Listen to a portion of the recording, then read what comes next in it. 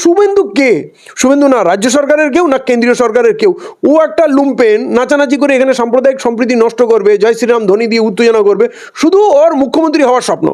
এ তো সব অশিক্ষিত মাল। এরা ভাবছে যে আমরা বাংলাদেশে ঢুকে যাবো, কক্সবাজারটা নিয়ে নেবো, ওইখান থেকে আমরা সমুদ্রপথে ডাইরেক্ট অ্যাক্সেস পেয়ে যাবো নর্থ ইস্টের, এসব স্বপ্ন দেখছে। এবং বাংলাদেশের হিন্দুদের এদের কিছু এজেন্ট আছে, এরা প্ররোচনা দিয়ে চাচ্ছে বাংলাদেশে উত্তেজনা হোক, আর সেইটা আমরা পশ্চিমবাংলা তথা ভারতবর্ষে আমরা কাজে লাগাবো, যে ওখানে হিন্দুদের খুব অত্যাচার হচ্ছে। তার মানে কি এখানে মুসলমানদের অত্যাচার করতে হবে? এইখানে এসে আন্দোলন কেন? যদি প্রকৃতপক্ষে যদি কিছু করতে চাও তাহলে ভারত সরকার কিছু করতে পারে। ভারত সরকার ডিপ্লোম্যাটিক রিলেশন দিয়ে তাদের কাছে জানতে পারে যে আপনারা কেন ধরেছেন, আমরা জানতে চাই, আমাদের দেশের হিন্দুরা এটা বিশেষ চিন্তিত।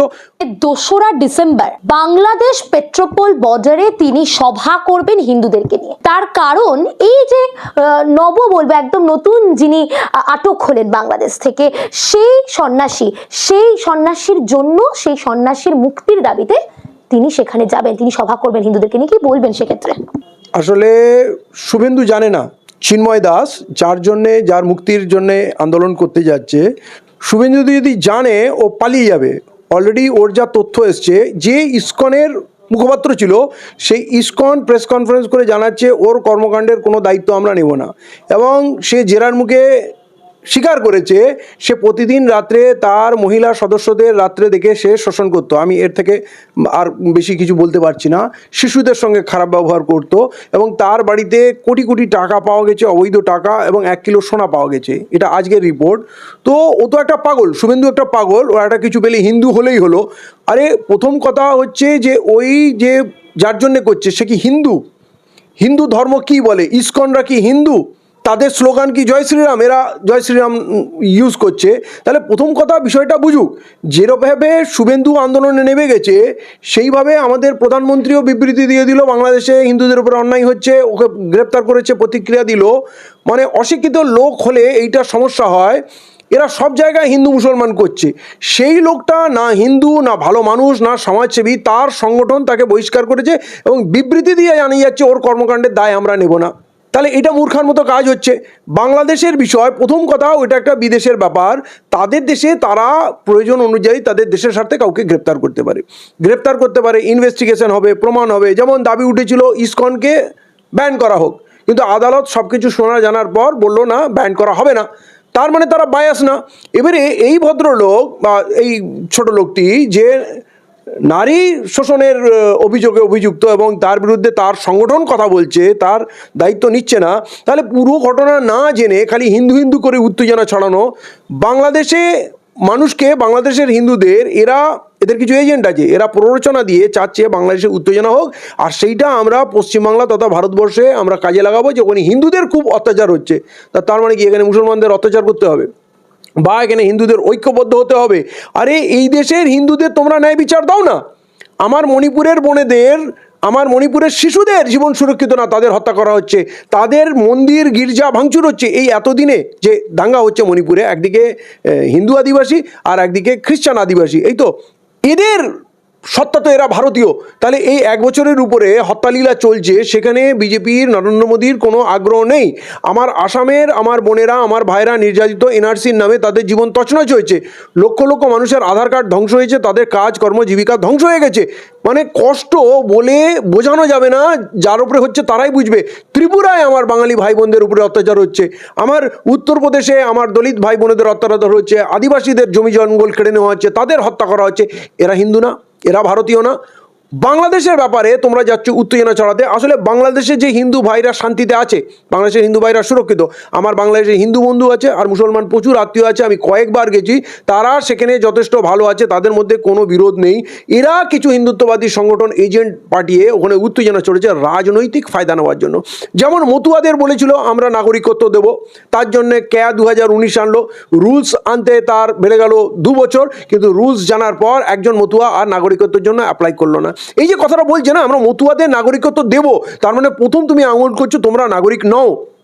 নাগরিক তারা নয় কেন? তারা 100 বছর ধরে এখানে আছে, তারা ভোট দিয়ে সরকার করছে, তারা চাকরি করছে, ব্যবসা করছে, সরকারকে ট্যাক্স দিচ্ছে, তাদের আধার কার্ড, ভোটার কার্ড, তাদের প্যান কার্ড সব কিছু রয়েছে, আর তুমি দুম করে বলে দেবে এরা নাগরিক না, আর লোককে আতঙ্কিত করে লোভ দেখাচ্ছ আমাকে ভোট দাও, আমরা তোমাকে নাগরিকত্ব দেবো। তাহলে দেশ বিদেশের লোক নাগরিকত্ব ভারতে এর আগেও নিয়েছে, তাহলে কি করে নিয়েছে?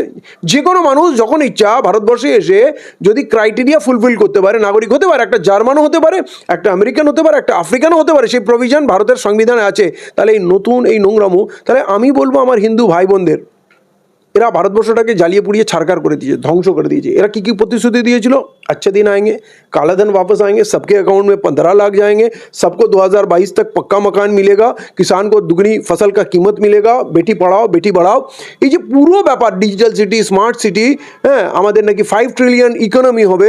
তাহলে আমরা পেলাম কি? আমাদের সরকারি সম্পত্তি রেল থেকে আরম্ভ করে হাওয়াই জাহাজ থেকে আরম্ভ করে, আবার বলেছিল হাওয়াই জাহাজ, যারা হাওয়াই ছুটি পড়ে তাদের হাওয়াই জাহাজে যা পেরেছে তাই বলেছে।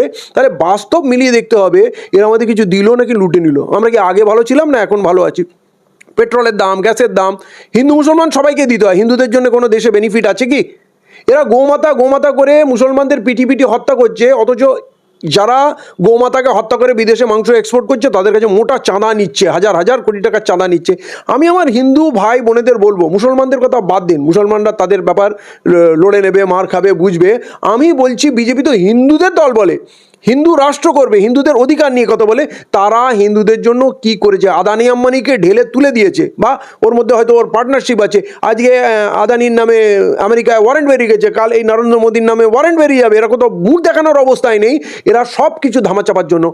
আমাদের দেশের সব সম্পদ শেষ, যত খনি থেকে, মাইন্স থেকে, ফিল্ড থেকে, হাইওয়ে থেকে, রেলওয়ে থেকে সব শেষ হয়ে গেল। আমাদের দেশ দেনায় ডুবে গেছে। এমনকি স্টেট ব্যাঙ্ক অফ ইন্ডিয়া যারা পুরো ভারতবর্ষের শিল্পকে ধার দিত, এখন তারা দেনা করতে বাধ্য হচ্ছে। এরকম একটা জায়গা, পুরো দেশ ব্যাংক্রাপসির জায়গায় যাচ্ছে। আপনি বলুন, বাংলাদেশে একজন লোককে অ্যারেস্ট করেছে, কোনো দেশে কেউ অ্যারেস্ট হয় না, আমাদের দেশে কেউ অ্যারেস্ট হয় না। উমর খালিদ অ্যারেস্ট হয়ে রয়েছে, মৌলানা সালমান আজহারি সে অ্যারেস্ট হয়ে রয়েছে। তাহলে ভারতবর্ষের মুসলমানরা কি 30 কোটি মুসলমান কি রাস্তায় নেমে গেছে? তারা কি সব মারদাঙ্গা করছে? তারা বলছে আমরা ভারতবর্ষকে ভেঙে আলাদা করে নিয়ে চলে যাবো। ওরা বলছে আমরা ওই কক্সবাজারকে ওখান থেকে ভেঙে আলাদা করে। এগুলো কি উন্মাদনা! আর এইসব জিনিসকে প্রশ্রয় দিচ্ছে।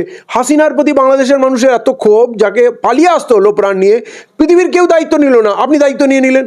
তাকে রেখে আপনার কি লাভ হচ্ছে? এতে বাংলাদেশের সঙ্গে আমাদের রেশারেশি বাড়ছে। আপনি তাদেরকে বিপদের মধ্যে ফেলে দিচ্ছে না। এই যে ওখানে হিন্দুত্ববাদী আন্দোলন হচ্ছে, তাকে নরেন্দ্র মোদী সমর্থন দিচ্ছে, তাকে শুভেন্দু অধিকারী সমর্থন দিচ্ছে। এবারে ওরা ভারতবর্ষ একটা বৃহৎ শক্তি, ওরা ভয় পেয়ে গিয়ে ভাববে যে কী হবে, তাহলে আমেরিকাকে ডাকি, রাশিয়াকে ডাকি, চীনকে ডাকি, পাকিস্তানকে অলরেডি ডেকে নিয়েছে। এতে ভারতের লাভটা কোথায় হচ্ছে? তা আমি বলবো আমার হিন্দু ভাই বোনদের, আমরা হাজার হাজার বছর ধরে এই মাটিতে থাকি, ভারতবর্ষে থাকি, আমরা সবাই মিলে ভারতবর্ষটাকে গড়েছি। কোনোভাবে আমাদের সম্পর্কে কোনো চিড় যেন না ধরে, অবিশ্বাস না তৈরি হয়। আমরা যদি এদের ফাঁদে পা দিই তাহলে আমাদের ঘরের ছেলেগুলো মারা যাবে, একে অপরের বাড়িতে আগুন লাগাবে, ধ্বংস করবে, ভারতবর্ষ ধ্বংস হবে, এরা কাল পালিয়ে যাবে। এদের কিচ্ছু লাগে না ভারতবর্ষের জন্য, এরা লুটেরা। অতএব আমি বলবো কোনোভাবে আমাদের সম্পর্কে, আমাদের বিশ্বাসে যেন চিড় না ধরে। খুব তলিয়ে ভাবুন, ওই যে চিন্ময় দাস, সেই লোকটা কেমন, তার কার্যকাণ্ড কেমন, সব তো সামনে আসছে। তারা যদি বায়াস হতো তাহলে ইসকনকে তারা ব্যান করতে পারতো, ক্ষমতা আছে। আমাদের দেশে সিমিকে ব্যান করা হয়েছে, পপুলার ফ্রন্ট অফ ইন্ডিয়াকে ব্যান করেছে, কিন্তু তারা করেনি। তাহলে একটা অপরাধীকে যদি ধরে, তার জন্য আমাদের দেশের হিন্দুরা অলরেডি আজকে রাস্তায় নেমে গেছে, বর্ডার সিল করব। অলরেডি কেন্দ্র সরকার ওখান থেকে আলু পেঁয়াজ যাওয়া বন্ধ করে দিয়েছে, কোনো ব্যবসা করবো না, ওখানে বাংলাদেশিদের কোনো ভিসা দেবো না, বাংলাদেশিরা এখানে আসতে পারবে না। ক্ষতিকার হবে। পশ্চিমবাংলার ইকোনমিতে বিশাল ধস নেমেছে। বাংলাদেশিরা আসলো, বেশিরভাগ ভেলোরে চিকিৎসা করতে যেত, আর নাহলে নিউ মার্কেটে কলকাতায় এসে কেনাকাটা করতো, ঘুরতো। তারা না আসার জন্য এখানকার ব্যবসা বসে যাচ্ছে। ভারতের অর্থনীতিতে বিশাল একটা ক্ষতি। এবং ভারতের যে ট্যুরিজম, ফরেন ট্যুরিজম আসে, তার 30 থেকে 35% শুধু বাংলাদেশি আসতো। তাহলে এই লস কে ভরপাই করবে? এই জীবিকা তো ভারতবর্ষের মানুষ পেত, তাদের অর্থনীতি উন্নত হতো, তারা রোজগার পেত। নরেন্দ্র মোদী করবে, আর সেটা ভারতের মানুষের জন্য ভালো হবে, এটা সম্ভব না।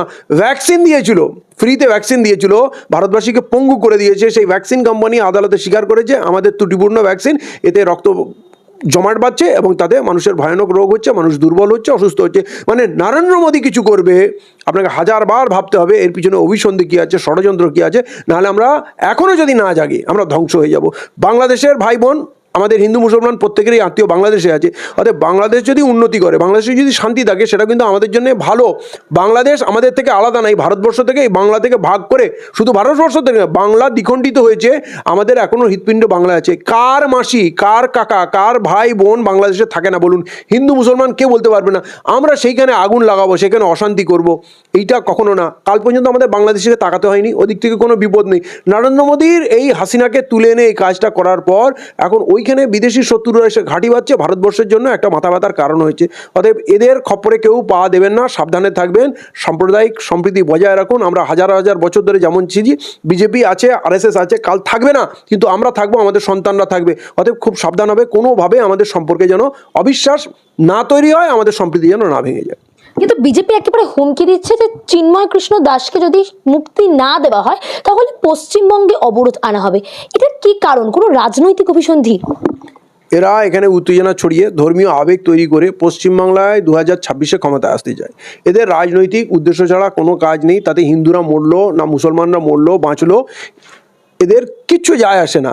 এরা শুধু এদের গদি চায়, রাজনীতি চায়। এরা লুটেরা, এরা ডাকাত, এবং আজও পর্যন্ত বাংলায় এরা কোনো ভালো কাজ করেনি, কারো কোনো উপকার আসেনি। অতএব এরা পুরোপুরি রাজনীতি করছে। আর চিন্ময় দাস যদি ওইখানে অ্যারেস্ট হয়, তাতে ভারতবর্ষের কি যায় আসে? পৃথিবীতে অনেক লোক অ্যারেস্ট হচ্ছে, বাংলাদেশেও অনেক লোক অ্যারেস্ট হচ্ছে। বাংলাদেশে এত বড় লড়াই করলো, কতগুলো মানুষের হত্যা হলো, আমরা কোনো কিছুতে ইনভলভ হলাম না। একটা মানুষকে শুধু অ্যারেস্ট করেছে, তার এখনও জাজমেন্ট আসেনি, তার এখনও শাস্তি ক্লিয়ার হয়নি, কিছু হয়নি। ভারতবর্ষে তো কত লোকের শাস্তি হচ্ছে, ফাঁসি হচ্ছে, কত কিছু হচ্ছে, এনকাউন্টার হচ্ছে। তো তাহলে আমাদের দেশের ব্যাপার নিয়ে যদি অন্য কোনো দেশ লাফালাফি করে আমাদের কেমন লাগে? তাহলে বাংলাদেশে একটা অপরাধী অপরাধে অভিযুক্ত, তাকে গ্রেপ্তার করেছে। এখানে আন্দোলনটা হবে কেন? এটা আমি কঠোরভাবে কন্ডেম করছি, এবং বাংলার মানুষকে বলবো এদের প্ররোচনায় পা দেবেন না। এরা অ্যাকচুয়ালি এখানকার পরিবেশ নষ্ট করছে, এবং এতে আমাদের শুধু সম্পর্ক নষ্ট হবে না, আমাদের ইকোনমি ধ্বংস হবে। বাংলার ইকোনমি ধ্বংস করতে চাচ্ছে, পঙ্গু করতে চাচ্ছে। এরা তো আমাদের কিছু দেয় না। অতএব এইখানে এসে আন্দোলন কেন? যদি প্রকৃতপক্ষে যদি কিছু করতে চাও, তাহলে ভারত সরকার কিছু করতে পারে। ভারত সরকার ডিপ্লোম্যাটিক রিলেশন দিয়ে তাদের কাছে জানতে পারে যে আপনারা কেন ধরেছেন, আমরা জানতে চাই, আমাদের দেশের হিন্দুরা এটা বিশেষ চিন্তিত, অবশ্যই করতে পারে। আপনি এটা করুন। কিন্তু শুভেন্দু কে? শুভেন্দু না রাজ্য সরকারের কেউ, না কেন্দ্রীয় সরকারের কেউ। ও একটা লুম্পেন, নাচানাচি করে এখানে সাম্প্রদায়িক সম্প্রীতি নষ্ট করবে, জয় শ্রীরাম ধ্বনি দিয়ে উত্তেজনা করবে, শুধু ওর মুখ্যমন্ত্রী হওয়ার স্বপ্ন। ও পশ্চিমবাংলার মুখ্যমন্ত্রী, এইটা স্বপ্ন। তাহলে ওর স্বপ্ন পূরণ করার জন্য কি আমরা বাংলাটাকে জলাঞ্জলি দেবো, বাংলায় আগুন লাগাবো? এই লোকটা উন্মাদ, আজ পর্যন্ত কিছু করেনি, করতেও পারবে না। আর ওকে সবাই চেনে, ও সারদানাতে জড়িত ছিল, অমিত শাহকে ম্যানেজ করে এইসব পদ্ধতি নিয়ে আবুল তাবুল কথা বলছে। অতএব এখানে আন্দোলনটা একেবারে অযৌক্তিক, অবাস্তব, এবং এতে শুধু আমাদের পরিবেশ নষ্ট হবে, আর কিচ্ছু হবে না। কিন্তু সমস্যাটা হলো এই যে আমাদের ভারতের বেশ কিছু মেইনস্ট্রিম মিডিয়া, তারা একেবারে জিনিসটাকে এমনভাবে দেখানো হচ্ছে বা দেখাচ্ছেন যে ভারতের ওপর বাংলাদেশের একটা বৃহৎ প্রভাব পড়তে চলেছে। সেরকম কি কিছু হবে, নাকি এটা সম্পূর্ণভাবেই অন্য কোনো কারণে দেখানো হচ্ছে? এরা একটা অভিসন্ধি করছে, যে কারণে হাসিনাকে এখানে রেখেছে। এরা কাশ্মীরটাকে যেভাবে ভেঙে দিল, এরা সব ডাল ভাত মনে করে। বাংলাদেশ একটা আলাদা দেশ ভাবছে, বাংলাদেশের তো বেশি গোলাগুলি নেই, ওদের মিসাইল, রকেট, নিউক্লিয়ার কিছু নেই, তো বাংলাদেশটা ঢুকে যাবো। মানে এটা জিদের ব্যাপার। হাসিনা আমাদের লোক, হাসিনাকে ওখানে বসাতেই হবে। ওই যেভাবে ওই তামিলনাড়ুর সরকার পাল্টে দেয়, হরিয়ানার সরকার পাল্টে দিলাম, গোয়ার সরকার কিনে নিলাম, এই পশ্চিমবাংলা প্রেসিডেন্ট রুল করে দিলাম, এ তো সব অশিক্ষিত মাল। এরা ভাবছে যে আমরা বাংলাদেশে ঢুকে যাবো, কক্সবাজারটা নিয়ে নেবো, ওইখান থেকে আমরা সমুদ্রপথে ডাইরেক্ট অ্যাক্সেস পেয়ে যাবো নর্থ ইস্টের। এসব স্বপ্ন দেখছে, এবং এই কারণেই ওখানকার উত্তেজনা তৈরি করছে। তোমরা ওখানে গন্ডগোল পাঠাও, আমরা সুযোগ বুঝে, যেমন ওই রাশিয়া ইউক্রেনে ঢুকে গেল, এরা নিজেকে সুপার পাওয়ার মনে করে, ভাবছে বাংলাদেশে চলে যাবে। কিন্তু এই যে পরিণতি হবে, ওখানে রাশিয়া আসবে, চায়না আসবে, আমেরিকা আসবে, পাকিস্তান আসবে। এই যে ফিলিস্তিনের মানুষের কাছে খাবার নেই, তাদের ওই যুদ্ধ কে করছে? জর্ডান করছে, হুতিরা করছে, ইয়ামানে হুতিরা করছে, ওদিকে ইরান করছে, ওদিকে আরও অন্য অন্য দেশ লজিস্টিক সাপ্লাই দিচ্ছে, রাশিয়া তাদের টেকনোলজি দিচ্ছে, নর্থ কোরিয়া দিচ্ছে। তাহলে পৃথিবীতে বড় বড় সুপার পাওয়ারকে আমরা হারতে দেখেছিলাম। যখন ভিয়েতনামে গেছিল আমেরিকা, দীর্ঘদিন যুদ্ধ করার পর হেরেছে। আফগানিস্তানে 20 বছর যুদ্ধ করার পর হার মেনে চলে গেল। আফগানিস্তানের লোকের কাছে কি টেকনোলজি ছিল? পায়ে চটি ছিল না, কিছু ছিল না। তার মানে তুমি এইটা কোথাও কোনো ভ্যাকিউম ভেবো না যে আমি বাংলাদেশটাকে দখল করে নেবো আর কেউ কিছু বলবে না। এবং তার জন্য যে মূল্য আমাদের দিতে হবে, বাংলাটা তো ছাড়কার হয়ে যাবে, কারণ বাংলার উপর দিয়ে কর্মকাণ্ড হবে। ওইখানে যে ভাইটা মরবে, আমার বাংলাদেশের হিন্দু মুসলমান যেই মরুক সেটা আমার ভাই, আর এই পারেও যারা মরবে সেটা আমার ভাই। ইন্ডিয়ান আর্মির যে লোকগুলো তারা আমার ভাই, বাংলাদেশ আর আর্মির লোকগুলো আমরা ভাই, আমরা তো বাঙালি। হ্যাঁ, তো এই যে এরা পরিকল্পনা করছে, এরা স্বপ্ন দেখছে, তা নাহলে হাসিনাকে এখানে বসিয়ে রাখার কোনো যুক্তি নেই। হ্যাঁ, পৃথিবীর কেউ তাকে জায়গা দেয়নি, তার তো সম্পর্ক পৃথিবীর অনেক দেশের সঙ্গে ছিল। তাহলে ওই বাংলাদেশে যে আমরা অশান্তি তৈরি করার চেষ্টা করছি, এখন তো এটা প্রমাণ হয়ে গেছে।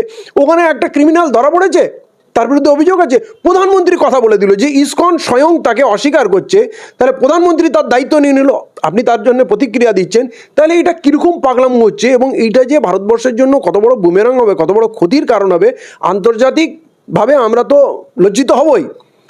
এটা মানবাধিকার উল্লঙ্ঘন, আন্তর্জাতিক মানে আইনের উল্লঙ্ঘন হবে, এবং প্রতিবেশীর সঙ্গে প্রায় সম্পর্ক নেই। শ্রীলঙ্কার সঙ্গে সম্পর্ক নেই, মলদ্বীপের সঙ্গে সম্পর্ক নেই, নেপালের সঙ্গে সম্পর্ক নেই।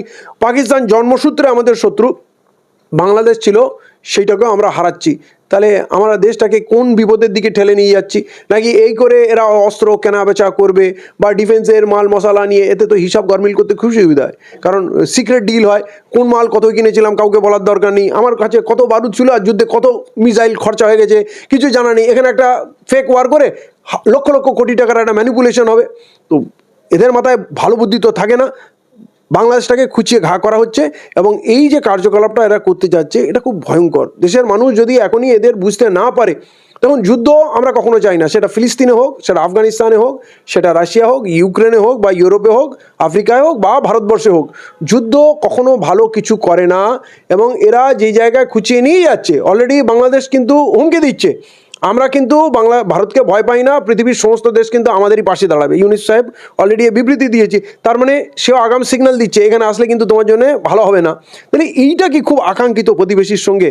তো ওটা আমাদের ডিপ্লোম্যাটিক্যাল ফেলিওর। অলরেডি হাসিনাকে এখানে রাখাটা একটা ব্লান্ডার।